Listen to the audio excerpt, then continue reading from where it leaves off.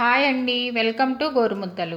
ఈరోజు నేను మీకు ఒక మంచి టేస్టీ కర్రీ చూపించబోతున్నాను. అదేంటంటే దొండకాయ మసాలా కర్రీ. ఒకసారి దొండకాయ కర్రీ నేను చూపించబోయే విధంగా ట్రై చేశారంటే రైస్ మొత్తం మిగల్చకుండా ఈ కర్రీతోనే తినేస్తారు, అంత రుచిగా ఉంటుంది. మరి ఇంకెందుకు ఆలస్యం, ఈ కర్రీకి కావలసిన పదార్థాలు ఏంటో చూసేద్దాం. 1/2 కేజీ దొండకాయలు 4 భాగాలుగా మధ్యలోకి చీల్చుకుని తీసుకోవాలి.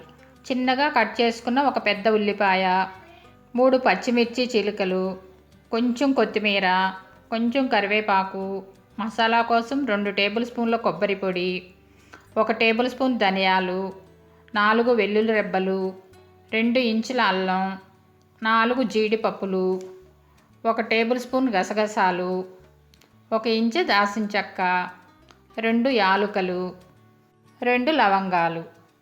ఇప్పుడు తయారీ విధానం చూద్దాం. ముందుగా స్టవ్ ఆన్ చేసి ప్యాన్ పెట్టి అందులో 1 టేబుల్ స్పూన్ ధనియాలు, 2 లవంగాలు, 1 ఇంచు దాల్చిన చెక్క, 2 యాలకులు వేసి అవి వేగాక ఇప్పుడు 4 జీడిపప్పులు, 1 టేబుల్ స్పూన్ గసగసాలు, ఇంకా 2 టేబుల్ స్పూన్ల కొబ్బరి పొడి వేసి 1 నిమిషం వేయించి మిక్సీ జార్లోకి తీసుకోవాలి. ఇప్పుడు ఇందులోనే 1 ఇంచు అల్లం, ఇంకా 4 వెల్లుల్లి రెబ్బలు వేసి గ్రైండ్ చేసి తీసుకోవాలి. ఇప్పుడు ప్యాన్లో 20 ml ఆయిల్ వేసుకుని ఆయిల్ వేడెక్కాక కట్ చేసుకున్న దొండకాయ ముక్కలు వేసుకుని 2 నిమిషాలు ఆయిల్లో ఫ్రై చేసుకోవాలి. ఇప్పుడు కొంచెం పసుపు యాడ్ చేసుకుందాం. 2 నిమిషాలు ఇలా ఫ్రై చేసుకున్నాక తర్వాత ఇప్పుడు 1 టేబుల్ స్పూన్ ఉప్పు వేసుకుని మూత పెట్టి ఒక 2 నిమిషాలు ఉడికించుకుందాం. చూడండి, ముక్కలు ఈ విధంగా వేగాక ఇప్పుడు వీటిని వేరొక బౌల్లోకి తీసుకుందాం.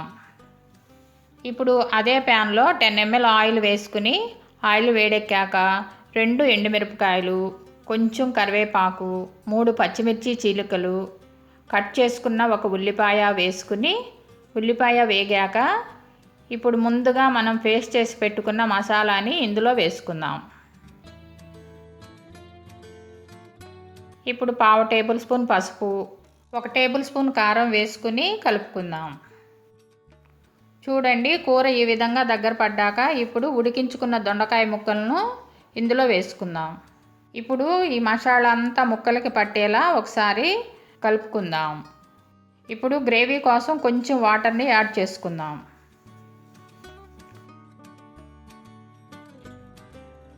ఇంకా 1 టేబుల్ స్పూన్ ఉప్పు వేసుకుని కలుపుకుని మూత పెట్టి 2 నిమిషాలు ఉడికించుకుందాం. కూర దగ్గర పడ్డాక ఇప్పుడు చివరగా కొంచెం కొత్తిమీర చల్లుకుని ఇంకా స్టవ్ ఆఫ్ చేసుకుందాం. అంతే, చూశారు కదా, ఇలా ఎంతో సింపుల్గా రుచికరమైన దొండకాయ మసాలా కర్రీ రెడీ అయిపోయింది. మీరు కూడా నేను చూపించిన విధంగా ఒకసారి తప్పకుండా ట్రై చేసి ఎలా ఉందో నాకు కామెంట్ రూపంలో తెలియచేయండి. మీరు కనుక మా వీడియో మొదటిసారి చూస్తున్నట్లయితే కింద ఉన్న బెల్ ఐకాన్ని క్లిక్ చేసి ఆల్ అనే ఆప్షన్ని సెలెక్ట్ చేసుకోండి. అలా చేసుకున్నట్లయితే మేము పోస్ట్ చేసే ప్రతి వీడియో మీకు నోటిఫికేషన్ రూపంలో వస్తుంది. మా ఛానల్ని ఆదరిస్తున్న వారందరికీ ధన్యవాదాలు.